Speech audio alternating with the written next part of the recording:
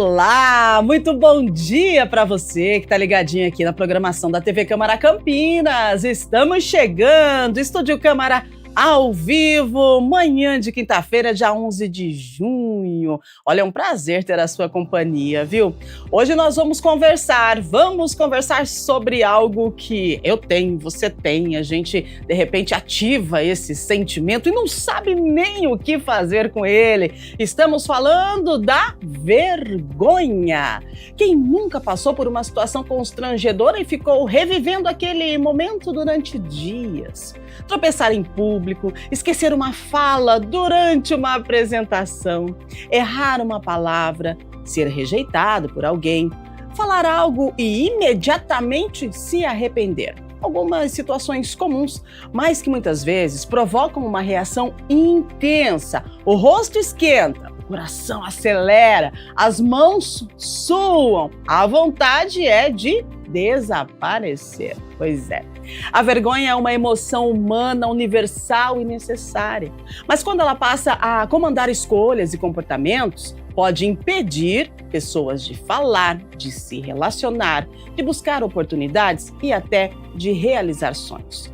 Hoje vamos entender o que é a vergonha, por que ela dói tanto, como ela afeta o cérebro e o corpo e a sua relação com a ansiedade e quando esse sentimento deixa de ser natural para se tornar um problema emocional.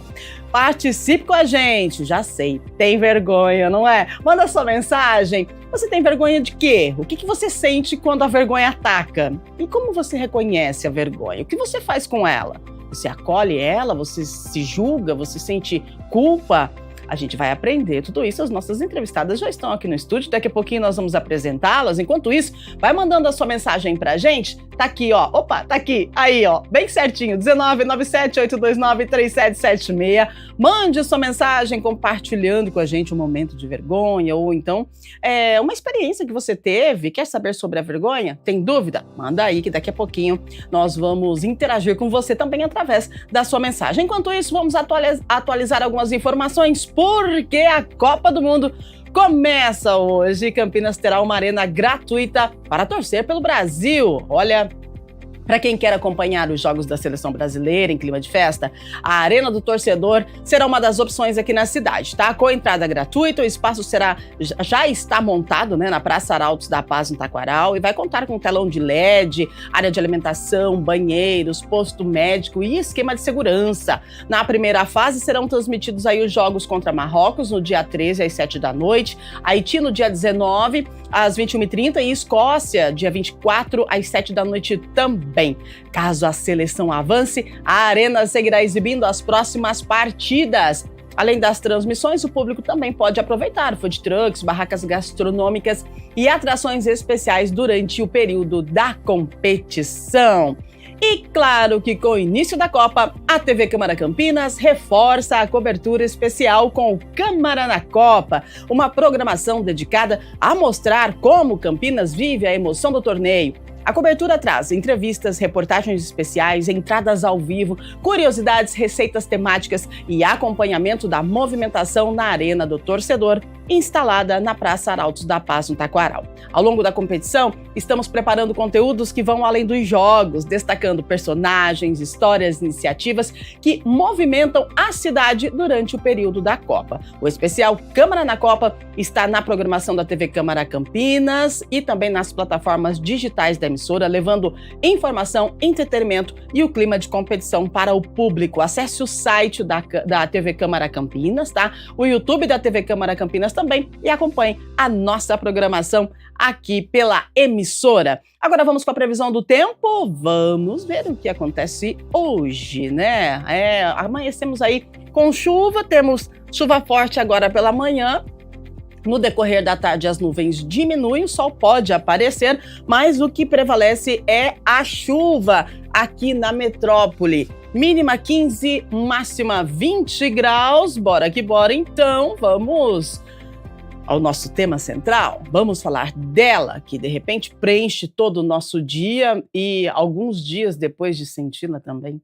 É a vergonha, gente. Ela acompanha o ser humano desde os primeiros anos de vida e está ligada a uma forma como a gente enxerga nós mesmos e como a gente acredita que somos vistos pelos outros, né? Em níveis saudáveis, a vergonha ela até ajuda na convivência social e no respeito aos limites, mas quando ela se torna excessiva, ela pode gerar isolamento, insegurança, autocrítica exagerada e medo constante do julgamento. Tem pesquisas da área da neurociência que mostram que experiências de rejeição social e vergonha ativam regiões cerebrais que são associadas à dor emocional.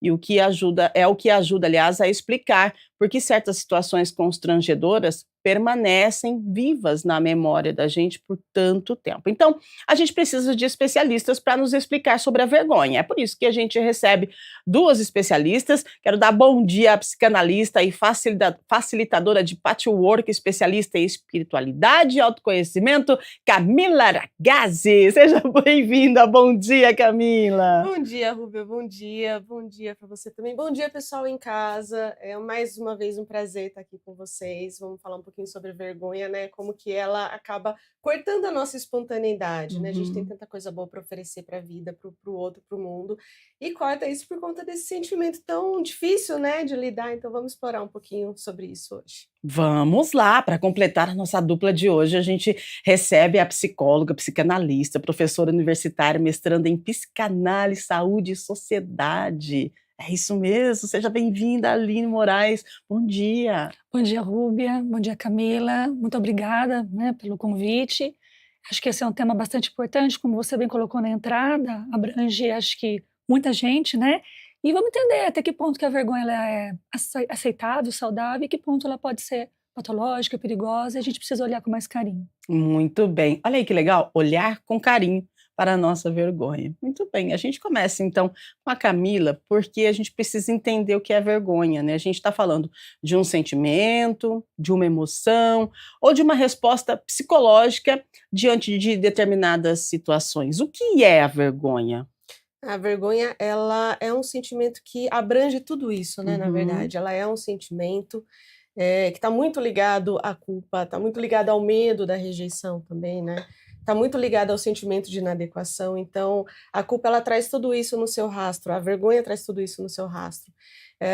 A vergonha também abrange a nossa cognição, né, os nossos pensamentos. Então, a forma como a gente se percebe, a forma como a gente se vê, demonstra uma rigidez muito forte, né, com relação a como a gente se percebe. Então, não posso errar, não posso mostrar que eu errei, né? Então, eu me puno muito fortemente quando eu erro, ou quando eu sinto que eu errei. É uma percepção, inclusive, até imaginativa, né? Que eu percebo, eu imagino que o outro está olhando para mim e eu sou transparente. Então, o outro está vendo tudo que existe dentro de mim. Então, abrange também essa questão e também é muito relacional, né? A forma como eu me relaciono com o outro, como eu me protejo do outro a partir da vergonha. Então, é um complexo de coisas, né? De pensamentos e sentimentos que trazem o sentimento da vergonha. Muito bem. E é interessante que a vergonha ela é tão comum que eu acho que a maioria das pessoas conseguem lembrar de alguma situação constrangedora, marcante aí da vida por conta da vergonha. Mas nem todo mundo reage da mesma forma. Tem pessoas que conseguem seguir em frente depois de uma vergonha, mas tem pessoas que permanecem presas a essa experiência e junto com a culpa durante todo o tempo. Então, Aline, do ponto de vista da psicologia, por que algumas experiências de vergonha permanecem tão vivas na nossa memória e aí continuam provocando sentimentos depois dessa situação de vergonha? É uma cena, né, Rúbia? Isso vai dizer um pouco da nossa diferença subjetiva, né? Enfim, singular. Uma cena para uma pessoa pode não significar muito, para uma outra pessoa pode ser algo muito marcante. Isso vai ter a ver com como isso vai reverberar em traumas, o que a gente chama de trauma. Sim. Traumas são marcas, são feridas. Então, isso depende muito da cultura, né? A gente tem uma cultura que vai, né, colocar a vergonha num patamar de uma estruturação mesmo, né, de regras, de limites, de pode, não pode, de certo, errado, de feio. Então a gente vem de uma cultura, e é claro que cada cultura muda, né? No Japão a gente tem a questão, por exemplo, a cultura oriental muito ligado à honra, né? Uma pessoa da família que falha reverbera nos demais, né? Na cultura ocidental é um pouquinho diferente, né? Tem a ver muito com a humilhação e tudo mais. Então, as experiências da cultura, elas refletem, mas também o modo as referências parentais, a criação, as repressões, as humilhações, os constrangimentos, você não pode, você não consegue, olha só, aquilo que a criança vai escutando, isso vai ali amalgamando e vai transformando numa mensagem de como ela se interpreta e como ela interpreta o olhar do outro, ainda que seja, eu acho que o outro pensa isso de mim, é o que eu penso de mim. Então isso vai trazendo aí pra gente um referencial de maior marca, menor marca, maior trauma, o menor trauma. Uau, olha só, né? E novamente a gente vai lá para a primícia de que tudo tem início lá na infância, né? Tudo tem início na infância. Como é que tá a sua criança interior? Cheia de vergonha? Tem que acolher ela, viu? Agora, Camila, existe uma diferença entre sentir vergonha por algo que a gente fez e sentir vergonha daquilo que a gente acredita que as pessoas estão vendo sobre nós. Complexo, mas explica pra gente, porque às vezes eu tô com vergonha por algo que eu estou achando que a pessoa do outro lado está vendo e imaginando, mas isso está relacionado só comigo, a pessoa não está nem aí para nada. Sim. E isso acontece por vou chamar de fenômeno na psicanálise que a gente chama de projeção. Sim. Né? Então, se eu tenho uma imagem sobre mim mesma, se eu tenho uma crença, se eu me vejo de determinada forma, se eu me julgo de determinada forma, pela projeção eu vou imaginar que o outro me julga da mesma forma. Então, se eu me vejo inadequada, eu vou imaginar que o outro está me vendo como inadequada também. Às vezes, Rúbia, o outro não está nem nos percebendo. Sim. Mas por um processo de espelhamento, eu olho para o outro e eu imagino que o outro está me julgando. Então, às vezes, o outro, sei lá, pisca diferente, eu falo, nossa, não, a pessoa está pensando tal coisa de mim. E a maioria das vezes a pessoa vai lá para casa, vai dormir, nem vai lembrar que a gente existe, mas aí a gente fica com aquilo, remoendo aquilo, né? Então, porque a gente tem quando a pessoa ela tem muita vergonha, ela tem uma ideia de que a sua identidade é totalmente inadequada, é errada, não deve ser assim, né? E aí ela se retrai por completo e ela fica imaginando que os outros pensam isso dela. É muito diferente de, por exemplo, sentir vergonha de algo que eu fiz. Quando eu tenho vergonha da minha identidade, é muito mais fixo. Sim. Se eu fiz algo, está muito mais ligado à culpa. Né? Então, e eu posso reparar, quando eu faço algo errado, eu posso, por um processo de reparação, aprender com aquilo e fazer diferente. Mas se eu acredito que eu sou inadequada, o que se sucede depois é que eu vou tentar me esconder dos outros.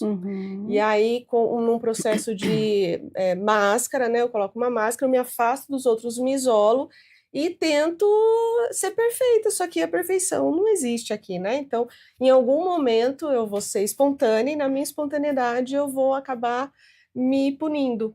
Exatamente. Achando que eu fui inadequada na espontaneidade. Isso mesmo. Tem casos assim que a vergonha ela não está relacionada apenas ao erro, mas com esse medo, né? De sermos julgados, rejeitados, considerados inadequados, mas aí é tudo pelo outro, né? Então, Camila, eu vou puxar para a Aline agora. A opinião das pessoas, ela tem um peso tão grande na construção da vergonha? Por que isso? E a vergonha, ela está atrelada ao medo, a outros sentimentos?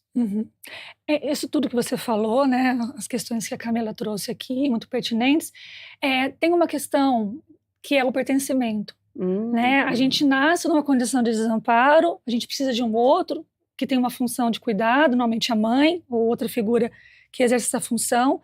E aí essa figura de amparo ela é essencial para o nosso desenvolvimento quanto pessoas. Então, pertencer a um grupo, pertencer a algum lugar, ele é fundamental para a nossa constituição, né? Vamos dizer assim, para a nossa saúde psíquica. Quando essa questão de não pertencer fica ameaçado, isso entra ali no modo eu preciso me adequar, como a Camila bem falou. Eu preciso atender aos quesitos, né, éticos, morais, as exigências que eu imagino que eu devo ter, né, quem eu deva ser. Então, por exemplo, a Camila colocou a questão, né, da culpa e da vergonha. A culpa é isso, né? Eu errei, eu posso até ir lá e reparar. Então, eu cometi um erro. A vergonha, eu sou o erro. Uau. Então, se eu sou o erro, eu não sirvo. eu tô inadequada, eu tô ali num lugar que eu não posso caber. Então, o que eu faço diante disso? É quando eu me fecho. Né? Até assim, a gente chama, né, de narcisismo, não narcisismo patológico, Sim. como a gente vê na linguagem médica, mas é algo que volta-se para mim. Eu sou um erro, eu não adequo, eu não sirvo, aí eu me fecho em mim. E aí é onde vai trazendo essas questões de uma timidez patológica, né, de um certo retira, né, a pessoa se retira do mundo. E o laço social é tudo que a gente busca, que a gente quer, o vínculo no fundo que a gente precisa para seguir a vida. Uau, olha só, né? É importante a gente falar da vergonha, porque todo mundo sente, mas ninguém consegue, de repente, identificar, entender a vergonha, e às vezes começa a ter essas situações que vocês pontuaram aí, tipo assim, um isolamento social, um não querer mais estar em algum lugar, né? Uma tristeza, a gente precisa prestar atenção. Quando a vergonha ela começa a ser uma coisa patológica, né? Tem estudos que mostram que experiências de rejeição e vergonha, elas ativam regiões cerebrais relacionadas à dor emocional, né?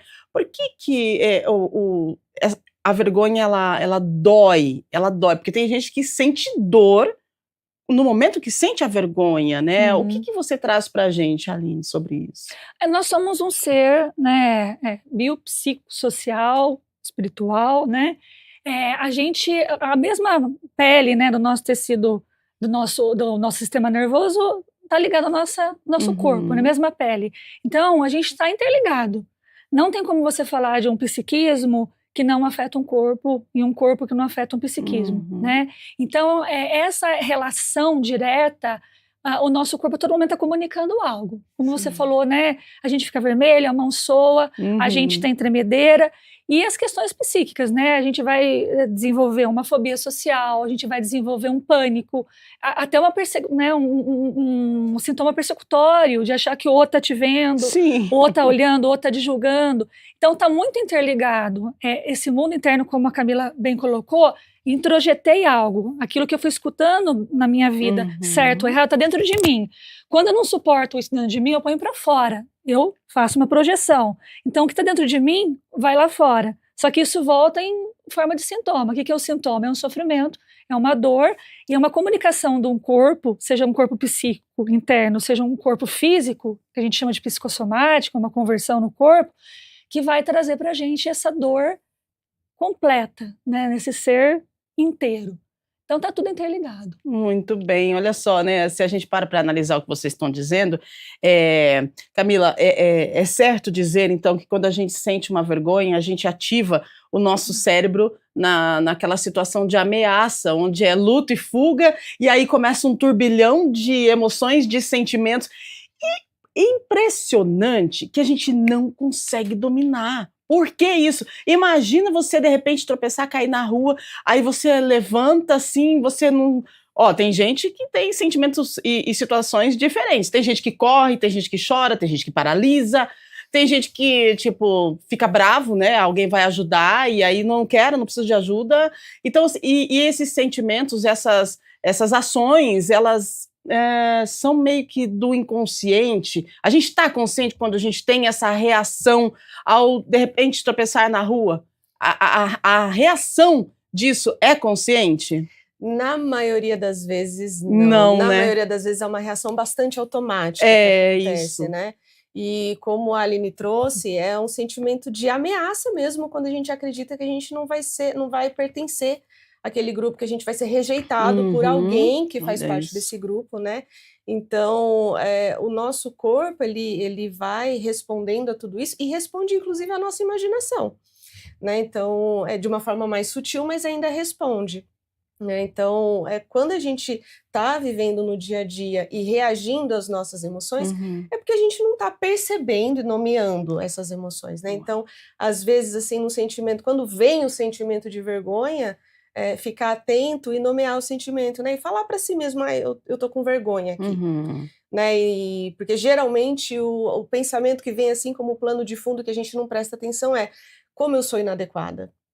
Mas na hora que eu coloco isso na minha consciência e aí eu nomeio e falo, não, eu tô com vergonha aqui, ou eu tô com medo aqui da rejeição, eu tô com medo da forma como o outro tá me olhando, eu já me distancio um pouco, e aí eu não sou o sentimento. Eu sou quem observa o sentimento. E aí eu tenho muito mais, vamos dizer assim, controle da situação, né? Eu fico muito mais consciente do que está acontecendo, e aí eu saio do automatismo. Muito bem, vale a pena a gente parar para analisar que quantas oportunidades a gente pode perder na vida por conta da vergonha, né? Se a gente para ver aqui, algo bem do cotidiano é a vergonha de falar em público, né? Tem gente que... Bom, falar em público é uma coisa, tá, gente? Falar com o celular aí e depois postar é outra, né? Vale a pena a gente lembrar isso, né? Falar em público, tem gente que perde oportunidades porque ao momento de se conectar, de falar em público, a pessoa ela dá um branco, a pessoa não consegue, ela começa a suar, ela começa a tremer. E aí, como nós colocamos aqui, essas sensações, a gente não tem controle delas, não tem o que fazer. Imagina você ir no meio de uma palestra, né, e aí você perde a noção do que você estava falando, você perde o raciocínio, você começa a suar, começa a escorrer suor, você começa a tremer, a boca seca,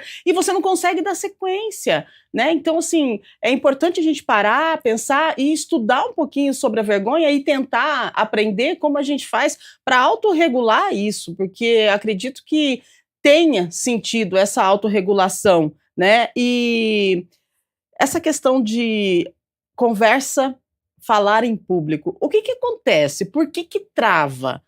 Né? A sensação que a gente tem é que o mundo caiu e a gente não vai conseguir levantar ele, mas isso é questão de segundos. Por quê, Aline? A gente tem uma questão que é isso, né? Até como a Camila colocou, você falou, só fazendo um complemento, que eu acho legal até para introduzir. A gente não controla a emoção, o afeto, né? Afeto é aquilo que nos afeta. Então, quando vem o afeto, normalmente numa situação de despreparo, como eu caí, eu estou despreparada para aquilo. A vergonha vem. Eu não controlo o afeto. O que eu controlo? O comportamento. Tá. Né? O que eu faço com aquilo? Que normalmente que a psicoterapia vai ajudar a gente, né? A entender o que causou aquilo, como eu lido de outras formas com aquilo. Todas essas situações de surpresa, que nem, né? Hoje eu tô aqui. Eu ia aqui. De repente estou falando uma coisa, eu cometo, pago um mico, sei lá, tropeço, falo uma coisa errada. É claro que eu vou sentir vergonha, porque tem uma expectativa que não sei quantas né, pessoas estão me vendo. Eu falo, poxa, não atendi uma expectativa da Rúbia, né? Eu passei constrangimento frente a Camila, frente a um público que eu não conheço. Então eu vou sentir vergonha, porque é algo novo para mim. Por mais que eu me preparei, por mais que eu tenha um repertório, eu estou usando eu como exemplo para poder falar de uma vergonha que a gente reconhece em nós. Isso vai me gerar um certo desconforto. Eu não estou super confortável aqui, não estou sentada assim, né? Eu estou numa certa posição de atenção e cuidado. Então, quando a gente está numa situação do novo, do despreparo, né, e o novo pode ser o público, o que eu acho que esse público espera de mim, o que eu acho que a Rúbia espera de mim, como que eu devo me portar nesse programa, isso vai gerar uma tensão. E de acordo com cada pessoa que vai ser mais ou menos tímida, tem mais ou menos vergonha, tem um narcisismo maior ou menor, isso vai interferir. Né? Mas é importante a gente pensar o quanto que poder reconhecer também a vergonha é importante. Se eu cometi uma gafe aqui, gaguejei, eu falo muito rápido, aqui eu estou segurando um pouco mais minha fala. Gaguejei, ai gente, desculpa. Né? O quanto que isso também gera uma empatia em relação no sentido assim, eu também posso errar. Também posso falhar. Tanto que pessoas, a gente pode falar depois, se for né, o tempo de falar de rede social, como que a rede social traz tanta oportunidade de falar e depois eu apago, se eu falei algo que não devia, posso ser cancelado, ou eu posso pagar um mico que ninguém viu e eu vou lá diante da rede social e falar, gente, paguei um mico hoje. Porque isso gera vínculo, isso gera empatia.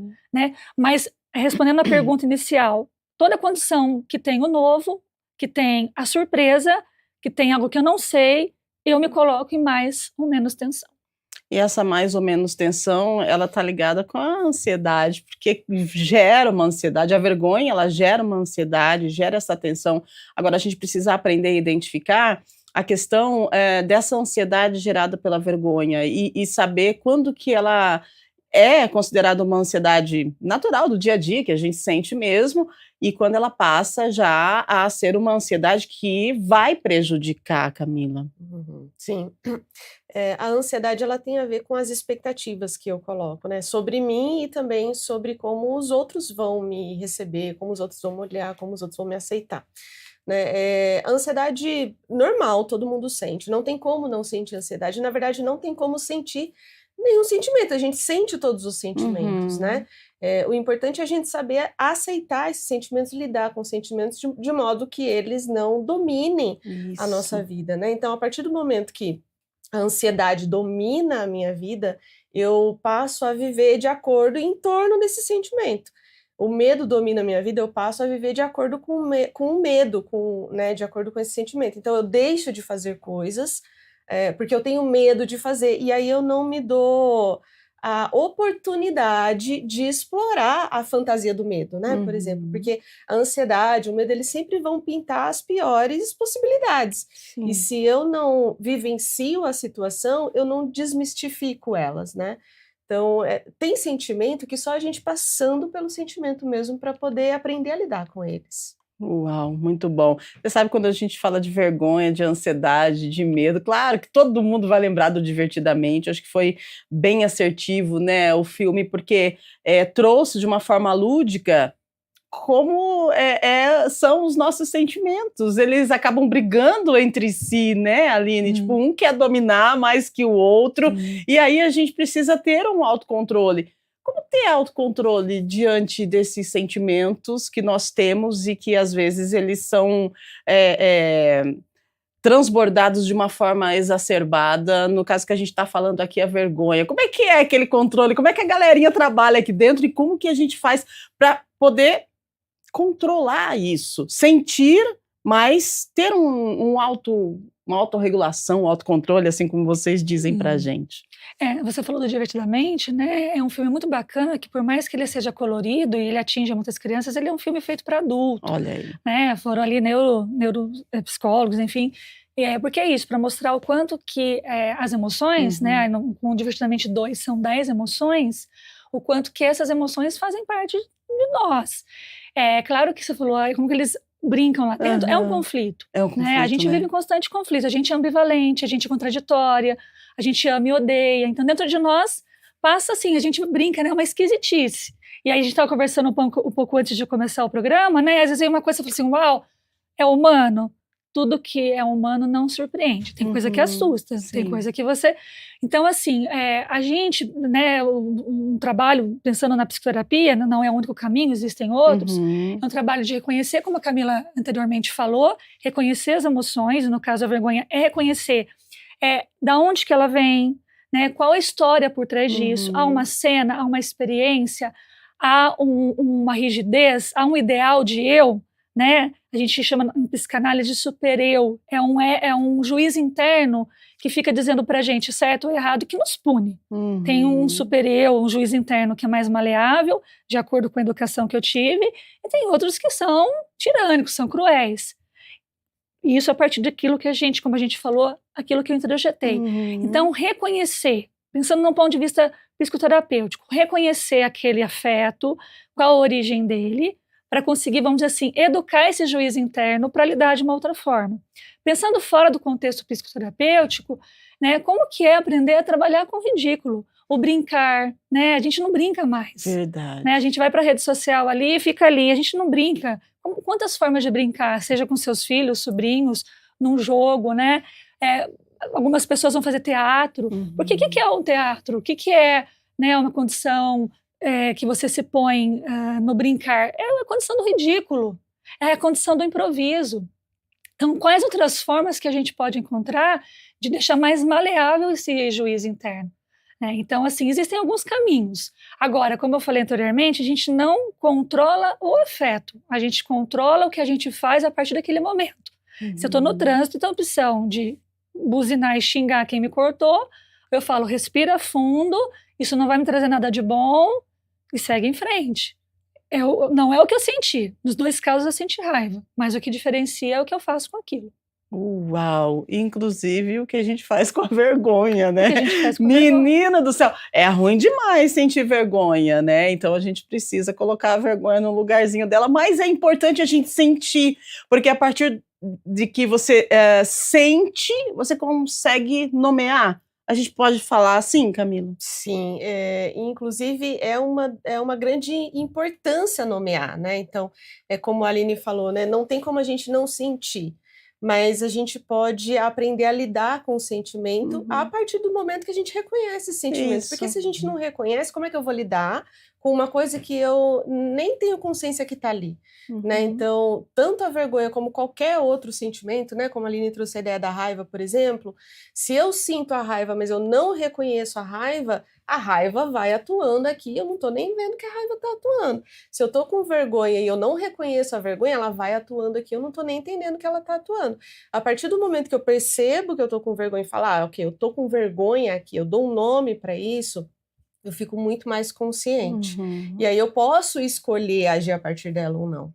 Né? Porque a ação eu posso ter uma escolha, o sentimento vai continuar ali. E tudo bem, eu tô de olho nele, eu tô sabendo que ele tá aqui. Mas aí eu vou tomar atitudes que eu posso ter outras escolhas. Quem é maior que quem, né, Camila? Quem é maior que quem? A raiva, a vergonha é maior e ela me impede, ela me trava, ela me congela, ou não, eu tenho vergonha, reconheço isso, mas eu sou maior que ela. Então também tem Gente, essa luta, que né? luta, que fuga, que tudo. Que vergonha, né? Percebe? É algo muito complexo, mas se a gente segue o direcionamento aqui das nossas especialistas em saúde mental, a gente consegue começar a entender o porquê de tantas sensações quando a gente sente vergonha. E tá tudo bem sentir vergonha, tá tudo bem ter as sensações, porque somos seres humanos e a gente precisa sentir, né? Então a gente precisa, olha só, que a gente aprendeu hoje, sentir, nomear, identificar, acolher e equilibrar. É isso, mais ou menos, né? Eu acho. É isso. Tá certo. Entender que a vergonha faz parte, ela também é uma proteção, né? O pudor, ele é importante, né? O pudor, ele guarda e a vergonha, ela revela aquilo, ela desvela. Então, a gente tem que ter um meio termo entre isso. Tem que ter, a gente vive numa sociedade com regras, com leis. Eu não posso fazer tudo o que eu quero, não posso dizer tudo o que eu quero. Então, desde a nossa história, né, seja pela perspectiva bíblica, Adão e Eva, quando sentiu vergonha, tampou suas partes íntimas, né, quando na história, né, até a gente ser o Homo sapiens, a gente andava ali, né, nossos antepassados ali, de 4 patas, quando levanta, os órgãos ficam expostos, então precisou esconder, é necessário esconder.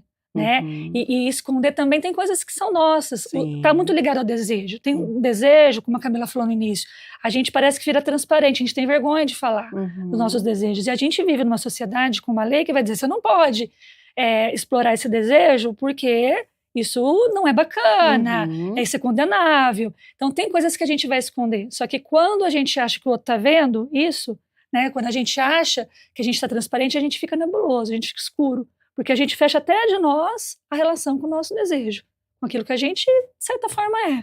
Né? Então tem que ter um meio termo entre o pudor, de fato não dá para aparecer aqui, né, sem roupa, mas na praia dá para você ir com biquíni. Exato. Né? Então, e não tem ninguém te olhando do jeito que você pensa, né? Não. Tipo assim, vamos colocar 99% das pessoas que estão ali não estão te olhando do jeito que você pensa. É o que você pensa sobre você, como a Camila falou, né? A gente não é o último pacote, né? A última bolagem do pacote. Sim. E é difícil lidar com isso porque tem a ver com o narcisismo, que o narcisismo é aquilo que eu penso sobre mim, sobre a minha autoimagem, sobre o que eu deveria ser, sobre o ideal. Ideal, perfeição não existe. Eu brinco que perfeito é aquele menininho com o cabelo lambido, com gel, com suspensório, que não fala nada, que diz amém para tudo. Esse menino, ele sofre. Então, também a gente precisa, de certa forma, né? Ali não dá para ser o perfeitinho. A gente tem que ter um cabelinho bagunçado, a gente tem que ter um cheirinho de vez em quando, né? Uma roupinha com um rasgãozinho. Porque a gente é assim, né? Essa é a nossa humanidade. Nossa, gente, que delícia esse bate-papo, essa conversa. Agora 8h42, já a gente começa a responder as perguntas dos nossos telespectadores, produção, mas eu quero, para a gente poder já ir para esse próximo passo do programa, falar das redes sociais que você pontuou, eu achei bem interessante, porque a rede social é algo assim que as pessoas elas se apresentam de uma forma, os recortes e tal, se a gente olha, você fala assim, nossa, mas que coisa maravilhosa, será que a pessoa não tem vergonha, não erra, é perfeito e tal. Eu queria criar uma conexão aí entre, desculpa gente, a vergonha e a rede social, né? Qual que é a avaliação que você faz, Camila e Aline, sobre isso? A gente começa com você, Camila, vamos lá. Eu acho que assim, as redes sociais, elas vendem uma ideia de perfeição. né? Então, são vitrines que a gente olha, igual a vitrine de um shopping, que tá lá o manequim vestidinho, certinho, bonitinho, e aí você olha para um story, você olha para um feed de uma rede social, tá lá tudo muito bonitinho, porque ainda mais hoje com as inteligências artificiais, Nossa, né? gente, é Então a verdade. pele, você não vê nenhum defeito na pele, você não vê nenhum defeito na roupa. Aí as pessoas vão lá e mudam o fundo da foto, que daí tá em um lugar perfeito, maravilhoso. E não é nada disso, né? E aí se a gente começa a olhar isso e se comparar, se a pessoa já tem um sentimento de inadequação, vai reforçar ainda mais esse sentimento, né? Então, a pessoa não mostra tantos bastidores, né? Então, vai gravar um vídeo, grava igual a Aline falou, grava 30 vezes. Exato. Erra, antes gente. dela falar que ela fala perfeita, ela já gaguejou um monte de vezes, já falou coisa errada, já falou coisa que não... Né? Então, é só uma grande ilusão, né, que a gente vê. Precisamos tomar cuidado com a comparação, né? Porque as pessoas erram, a gente erra. Nós que trabalhamos com jornalismo já há mais de 2 décadas, né? A gente erra, é natural errar. E tudo que a gente vê nos recortes da internet, gente, aquilo lá não é a realidade, não é. E como é bom não saber às vezes, né? Às vezes você pode fazer uma pergunta aqui pra gente fala, nossa, a gente não sei, né? Porque é isso, a gente não sabe. Cada vez que a gente sabe mais, a gente sabe menos. Isso. E a rede social coloca esse lugar de que eu tenho que saber tudo, tenho que saber muito, tem que ser perfeito, né, Camila? Como você falou. E assim, ela escancara a comparação, escancara o ideal e vai colocar também, existe um termo, né, que não é do ponto de vista psiquiátrico, psicológico, mas que é muito disseminado, que é a síndrome do impostor. O que é o impostor? Uma pessoa que tem uma capacidade, tem um conhecimento, tem um saber, mas ela acha que nunca ela é o suficiente, né? Ela sempre está ali no lugar de erro, um lugar de não adequação, um lugar de não pertencer, de não ser aceito, ser julgado. Então, acho que a rede social ela escancara muito isso, né? Ela coloca eternamente o ideal, mas a gente sabe muito bem que por trás há muito sofrimento, né? Então, ela é um lugar muito perigoso, que a gente tem que tomar muito cuidado, né? Até porque a própria intensidade de informação gera uma ansiedade absurda, isso vai interferir na saúde mental da pessoa e trazer N questões. Então, é um lugar, né? E a questão do cancelamento. Acho que, né, por último, só para a gente falar, ter outras coisas para falar, favor, obviamente, é um lugar mais fácil de cancelar. É aquela coisa assim, ó, ainda bem que não fui eu. Que vergonha, né? Vamos compartilhar. Vergonha alheia. Vergonha alheia, né? A gente fala morrer de vergonha, sem vergonha, vergonha alheia, são termos que a gente usa muito. Por outro lado, tem isso que a gente falou. Que lugar que ela pode ser... ou ela é para comédia, né? Às vezes vira um meme engraçado, a gente compartilha aquilo. Nossa, sabe quando você fala assim, nossa, eu já passei por isso. Gera essa ideia de vínculo e empatia. Então, tem um lugar que é muito bacana, de identidade, de pertencimento, mas tem um lugar que é muito cruel, de cancelamento. A pessoa faz 10 coisas legais, falou uma coisa ali, ela é uma morte social, né? Então, ela é um aniquilamento social. Então, a rede social é um lugar de muita atenção, muito perigo, principalmente para as nossas crianças, nossos adolescentes, que se apresentam no consultório, assim, com uma autoestima baixíssima, com um sofrimento psíquico enorme, em razão de não atender, não pertencer.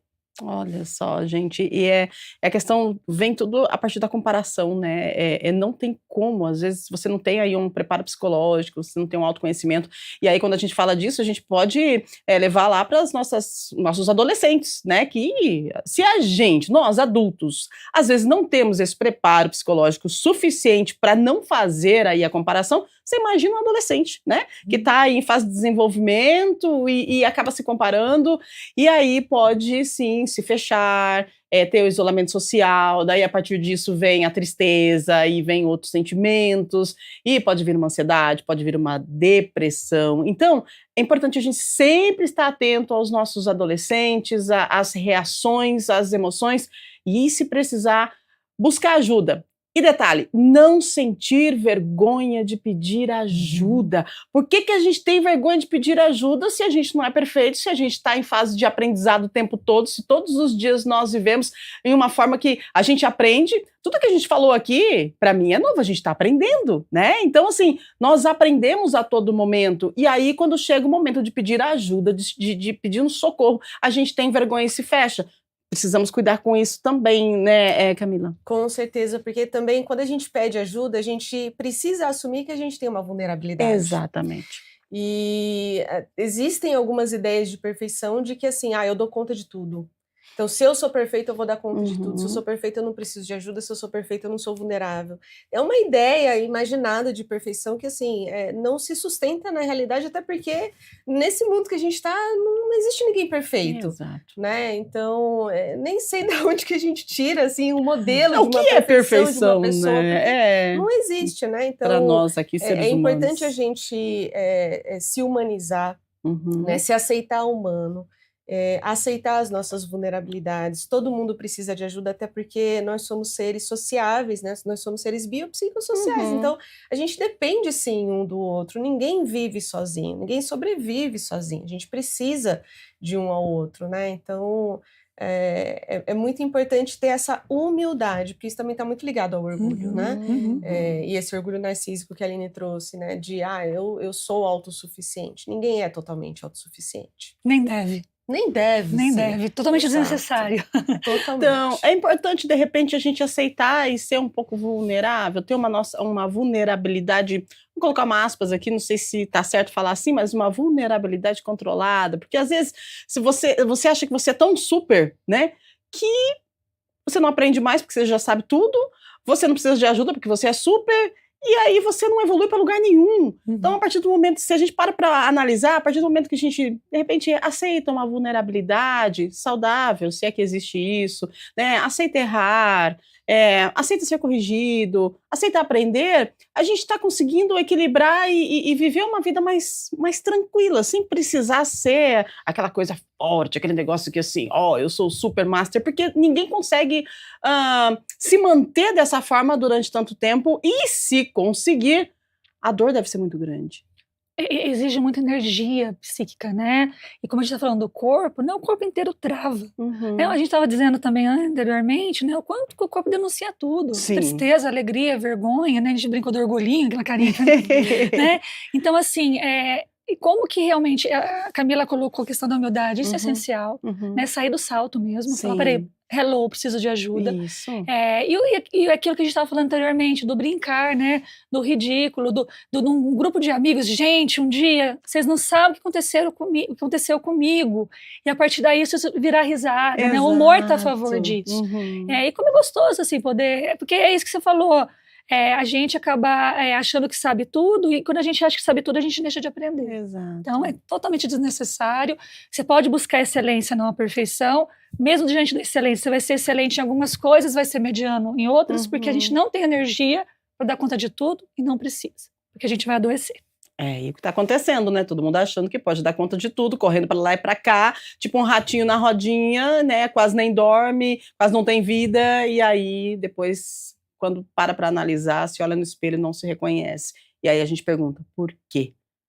Estamos vivendo de uma forma mais equilibrada ou a gente está querendo levar tudo nas costas e achando que somos super-humanos, né? Não, gente, vamos lá, mais calma, mais tranquilidade, aceitar a vergonha, reconhecer ela, os sentimentos e bora pra vida que ela é maravilhosa. 8h51, a gente já falou bastante aqui, hein? Que delícia conversar com vocês, viu? E agora é a sua vez, você aí de casa, mandando a sua pergunta, já mandou, a produção já filtrou aqui, já passou pra gente algumas, então...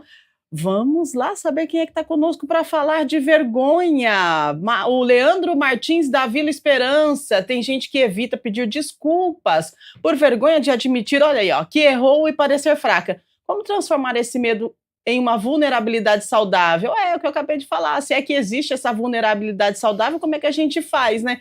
Pedir desculpas por admitir que errou, é isso, Camila. Isso tem a ver exatamente com o que a gente acabou de falar, né, também.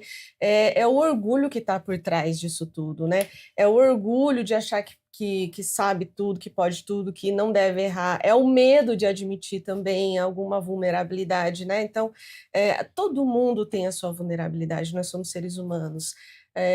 Todos os sentimentos, né? A gente falou agora há pouco também sobre a vergonha saudável. Todos os sentimentos têm um lado negativo, mas também tem um lado positivo, mesmo que o sentimento a gente não goste de sentir, mesmo seja um sentimento desagradável, né? Então, por exemplo, se eu tenho medo, eu não gosto de sentir medo, mas às vezes o medo é importante, né? Se eu tenho orgulho, não é legal, mas às vezes é importante também. Até o próprio narcisismo é importante que exista, porque senão eu não me cuido, não me olho, né? Então, assim, assumir a vergonha como a Aline colocou hoje ainda, né, assumir a vergonha não é um problema. Então, por exemplo, uma das palestras mais legais que eu já assisti, o palestrante começou, gente, eu tô com muita vergonha, mas eu vou falar. E aí é isso, sabe? É assumir a sua vulnerabilidade, que realmente existe, entender que o erro faz parte da humanidade. Sim. E a gente precisa errar, porque eu costumo dizer, nós somos seres perfectíveis, no sentido de que a gente pode se aperfeiçoar, mas a gente não é perfeito. Então, com isso a gente vai aprendendo. E a gente só vai aprender se a gente errar, né? Tipo assim, errei, tá bom, e agora o que eu faço com o meu erro? Aprenda, porque daí você não comete mais aquele erro, mas se permita, de repente, errar novamente para a gente poder ir aprendendo ao longo da nossa caminhada. 8h54, vamos lá, mais uma pergunta. Vamos ver quem é que tá conosco. A gente tá falando de vergonha. Você tem vergonha? Eu tenho vergonha, gente, e muita, vocês que não sabem. O Fábio Nogueira, do Jardim das Flores. No trânsito, quando eu levo uma fechada, grito e depois sinto vergonha da minha reação. Porque uma cena pequena vira um filme na nossa cabeça. É aquele negócio, consciente e inconsciente. A gente precisa entender sobre isso. Vamos lá. O que acontece com a gente, né? Faz e depois sente vergonha. Nesse caso, né? Claro que cada caso é um caso. A gente pode pensar assim, como eu fui desnecessário. Né? Quando a gente pensa a gente está falando, né, da emoção e do comportamento. Quando que é passível de vergonha, né? Quando a gente percebe que o que eu senti, o afeto, é mantido desproporcional com a reação. Então, assim, putz, eu fiquei com raiva. Mas aquilo, se eu me comporto de uma forma mais agressiva, né, essa raiva vai ficar acumulada em mim. Sim. Se eu tenho um tempo, né? Por isso que a gente trabalha muito, né, em processo terapêutico, o tempo do pensamento. Se eu penso e eu elaboro aquilo, eu falo, não era necessário tudo isso, né? Então, acredito que no caso dele, passa por essa desproporção entre a minha reação, meu comportamento com aquilo que eu senti. Ou eu poderia dar um outro deslocamento, um outro lugar para aquele afeto, no caso a vergonha, né? Então eu fui inadequado, eu fiz uma coisa que não foi legal. Tem uma referência que é assim, né? A gente brinca assim, o que minha mãe ia pensar de mim? Sim. Né? Então, assim, é mais ou menos esse exercício. É claro que aqui é uma brincadeira, mas, mas pode ser outra figura. É isso, né? É uma desproporcionalidade, assim. Por que eu me expus de uma forma que eu não precisava? Né? Então, acho que essa é uma das possibilidades. Se a gente parar para... Olha eu, ó. Gente, desculpa, vergonha. Se a gente para pensar, contar até 10 super funciona, né? Por isso que fala, conte até 10. Respire até 10. Respire, conte até 10, né? Exato, muito bom. Olha a gente aprendendo, né? E entendendo que funciona, contar até 10, principalmente no trânsito, gente. Vamos lá. 8h56, mais uma pergunta pra gente. Vamos ver quem é que tá conosco. Vamos lá, Patrícia Duarte do Nova Europa. Algumas pessoas têm vergonha de dizer que não entenderam algo, verdade, algo simples e fingem saber. No trabalho isso é perigoso? Como acolher essa insegurança sem diminuir a pessoa, principalmente no mundo corporativo, né? Aí você participa de um curso, uma palestra, daí entendeu? Sim, daí é para executar, você não sabe nada, né? E aí faz como? Porque tem vergonha de dizer que não entendeu. E aí, Camila? Eu acho que é importante a gente entender que não saber não é demérito, né? E, inclusive, numa sociedade que a gente vive hoje, que até quem não é especialista tem uma opinião formada nas redes sociais, por exemplo, e parece que sabe tudo, sustentar esse lugar de não saber parece muito perigoso, mas é um lugar de muita dignidade. Sim. Se eu não sei, eu não sei. E tá tudo simples bem. assim, porque eu não sei de tudo mesmo. E existe uma coisa que é o efeito Dunning-Kruger, né? Que quanto menos se sabe, mais se acha que sabe.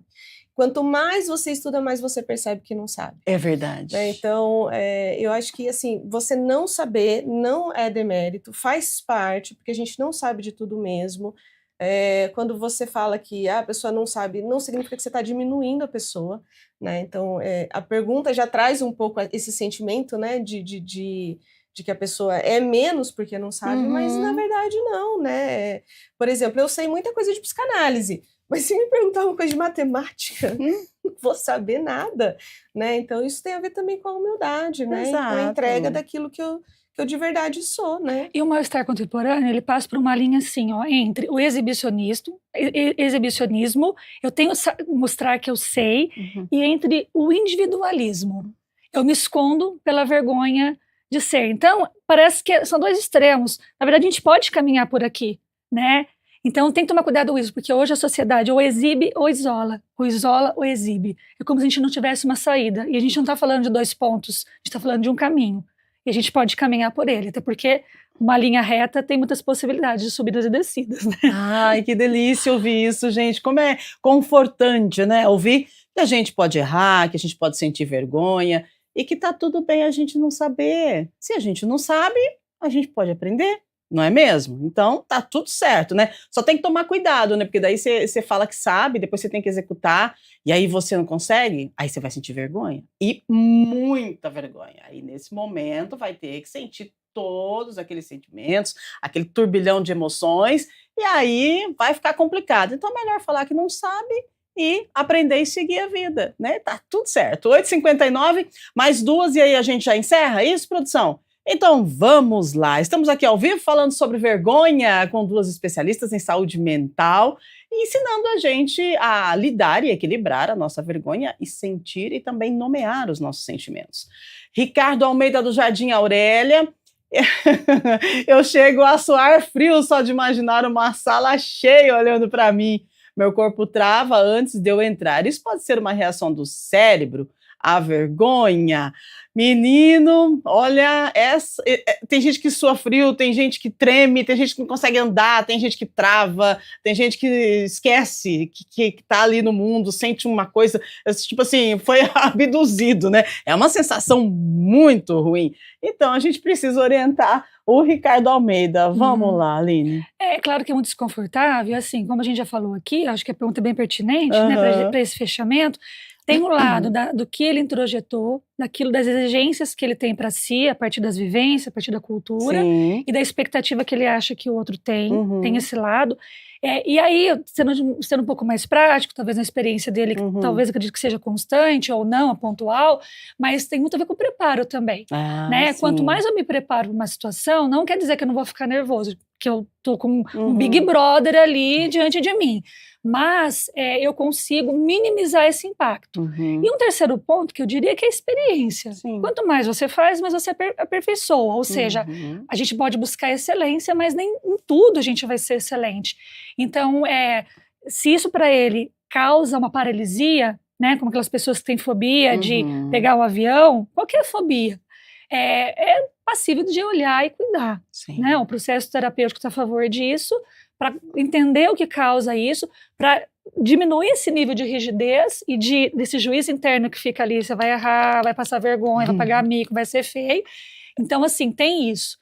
Então, é rever essa construção, rever, quando a gente fala rever também, é desconstruir marcas ali que foram colocadas como tem que ser assim. Não tem que ser assim, pode ser de 1407 outras formas. Uau! Esse juiz interno, Camila, ele é terrível, né? Ele fica ali martelando e tipo assim, você não vai conseguir, você vai errar porque você não está preparado e tal. E se a gente tem uma preparação antes, acredito que a gente consiga minimizar um pouquinho esse juiz interno, porque quando ele vem, você fala o quê? Estou preparado, fica aí quietinho aí no seu cantinho que eu tô indo. Mais ou menos isso, né? Com certeza. E esse juiz interno, dependendo da pessoa, ele pode ser muito rígido, né? E muito punitivo também, né? Sim. Então, a pessoa, quando ela se prepara, ela fica um pouco mais tranquila. Não quer dizer que ela não vai ficar ansiosa, nervosa, mas vai diminuir muito essa ansiedade também, né? E também nem quer dizer que não vai dar branco, né? Também não quer dizer que não vai dar branco, mas aí a gente aceita o branco, exatamente, a gente acolhe, improvisa e vai né? embora. Improvisa. Isso. Faz humor com isso, né? De uma tipo, forma esqueci, leve, enfim. O que eu tava falando mesmo? Né? Gente, me ajuda aí. Aí, ó, tá vendo? E segue a vida. Sim. E continua o seu raciocínio que eu te cortei, vai lá. Não, mas eu tava falando sobre a questão do nosso super-eu, né? Que é esse ser dentro da gente que fica acusando a gente quando a gente erra e não permitindo que a gente erre, né? Então, a Aline estava falando sobre a experiência, né? Então, sempre quando a gente vai viver uma nova experiência, é como se a gente entrasse num novo território, né? E cada nova experiência que a gente tem é um novo território, e quando a gente vai vivenciando, aquele território vai se tornando conhecido. E se você for parar para pensar, né, toda nova experiência que você teve, toda experiência que você tem hoje, todo o território para você que é familiar, um dia não foi familiar. Sim, verdade. Então, um dia esse novo território se tornará familiar à medida que você vai conhecendo ele. É, isso mesmo, né? amadurecer, o aprender, o seguir em frente, a gente vai por degraus, né? E a gente vai aprendendo. E aí, o que de repente hoje é vergonha, amanhã é uma grande experiência e você vai poder contar da sua vergonha como uma experiência que vai, de repente, alavancar alguém que está te assistindo, está te olhando e está sentindo vergonha, né? E aí se inspira em você e segue a vida também. Vamos lá, 93, a última pergunta então, tá certo.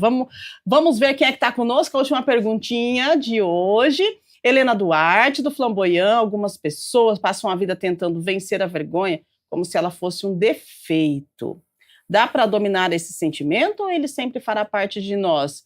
Então, Camila, a vergonha sempre está aqui, né? Ela está Sempre tá guardadinha, né? Numa caixinha. Sim, como qualquer outro sentimento. Uhum. Se a gente imaginar que um sentimento é um defeito, a gente vai ficar lutando contra ele. E não é assim que os sentimentos funcionam, né? Porque daí fica uma parte sua vivendo, tentando sobreviver, e outra parte sua brigando com você mesmo. E aí é uma luta eterna constante. Os sentimentos, eles vêm como uma onda. Eles vêm, a gente sente e passa. É isso. Se o sentimento vem, a gente briga com ele, a gente carrega essa onda no pico dela o máximo de tempo que a gente pode. E aí é muita energia de briga interna, né? Quanta energia psíquica que a gente podia estar oferecendo aí para a vida, fazendo outras coisas, e a gente está aqui brigando com a gente mesmo.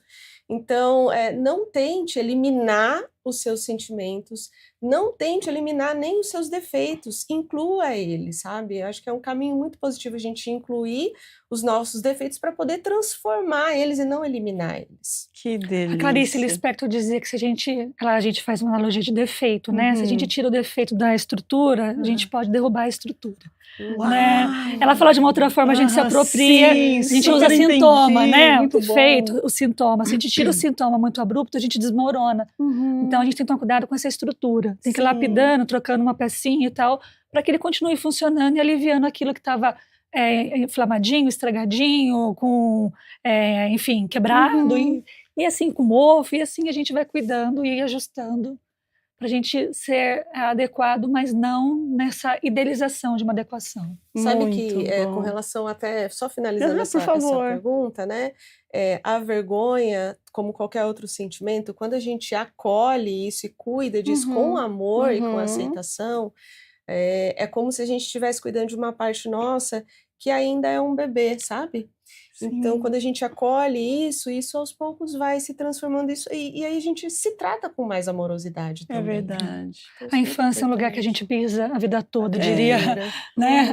Uma poeta, então. Verdade, a gente aprende isso aqui com vocês, isso é maravilhoso aprender, é maravilhoso entender que a gente precisa se acolher, que a gente pode sentir, que a gente pode ter medo, que a gente pode ter todos os sentimentos, a gente precisa sentir esses sentimentos para que a gente possa acolher eles, né? Os meus eu aprendi a colocar nas caixinhas, né? Quando sabe aquela caixinha assim que sai assim, e sem esperar? Aí eu acolho, devolvo, volta lá, fica aqui, você faz parte de mim, mas fica no seu cantinho agora, porque, né, deixa eu trabalhar, fica aqui, outra hora a gente conversa, sentimento, mas fica aqui comigo, porque eu preciso de você. E é mais ou menos isso, gente, que legal, que bom a gente poder aprender todos os dias e com profissionais excepcionais, uma professora, mestre aqui hoje explicando pra gente, a Camila com toda a sua expertise, né, o estudo dedicado à saúde mental também, acho que o programa ficou bem interessante, bem explicativo, está disponível no YouTube já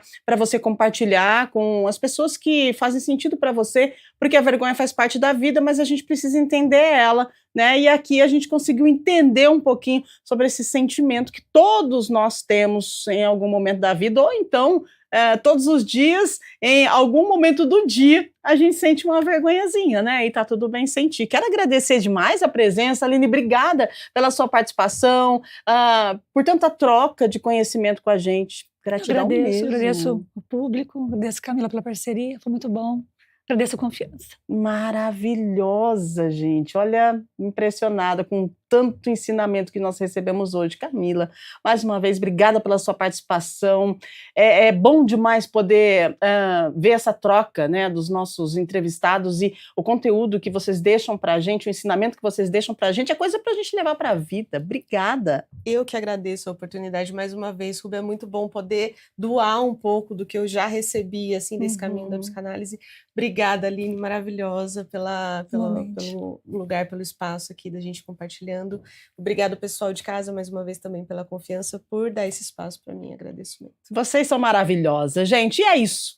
Vergonha faz parte da vida, não precisa ser eliminada, né? Precisa ser acolhida. Só que, quando ela passa a definir quem somos, limitar as nossas escolhas e impedir o nosso crescimento, aí é sinal que a gente precisa olhar para esse sentimento com mais atenção e buscar ajuda. Reconhecer a vergonha, compreender sua origem, buscar ajuda quando necessário, são atitudes que podem transformar sofrimento em aprendizado e permitir uma relação mais saudável consigo mesmo e também com os outros, né? Então, acolha e reconheça a sua vergonha.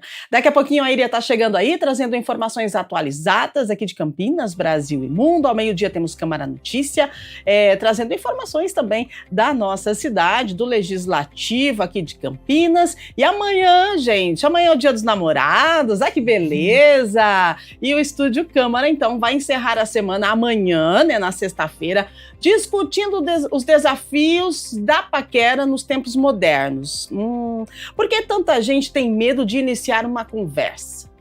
Por que conhecer alguém parece cada vez mais difícil? Você já ouviu a pessoa falando assim, tem preguiça de conhecer, tem preguiça de começar tudo de novo? Qual o impacto das redes sociais, dos aplicativos e até da inteligência artificial na forma como a gente se relaciona? Será que está faltando tempo para se relacionar ou está faltando disposição para investir em conexões verdadeiras? Já que amanhã é Dia dos Namorados, a gente vai falar da crise da paquera moderna, um debate sobre comunicação, relacionamentos e desafios de encontrar alguém em um mundo cada vez mais virtual e acelerado. A gente espera por você amanhã, a partir das 8 da manhã, ao vivo, em mais uma edição do nosso Estúdio Câmara. Valeu, time! Vamos embora! A programação da TV Câmara Campinas está maravilhosa, feita com muito carinho, especialmente para você. Uma ótima quinta-feira e até amanhã, se Deus quiser. Tchau, tchau! Copa começa hoje, hein? Bora que bora, Brasil! Vamos lá, gente! Valeu!